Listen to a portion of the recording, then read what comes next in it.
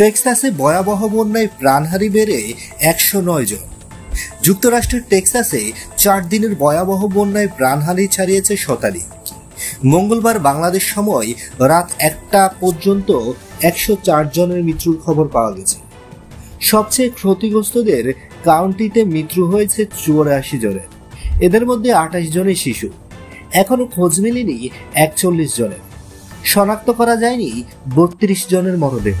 গ্রীষ্মকালীন ক্যাম্পে গিয়ে নিখোঁজ শিশুদের মধ্যে 27 জনের মরদেহ উদ্ধার করা হয়েছে।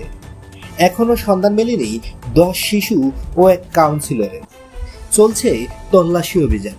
যোগ দিয়েছে রাজ্যের 20টির মতো সরকারি সংস্থা। মধ্য টেক্সাসে আগামী 24 ঘন্টা পর্যন্ত দুর্যোগপূর্ণ আবহাওয়া থাকতে পারে বলে পূর্বাভাস দিয়েছে কর্তৃপক্ষ। শুক্রবার দুর্গত এলাকা পরিদর্শনে যাওয়ার কথা মার্কিন প্রেসিডেন্ট ডোনাল্ড ট্রাম্পের। গত শুক্রবার ভোর থেকে টানা বৃষ্টি শুরু হয়েছে রাজ্যটিতে। গুয়ালদুরাব নদীর ফানের উচ্চতা বেড়ে তৈরি হয় এই বন্যা পরিস্থিতি।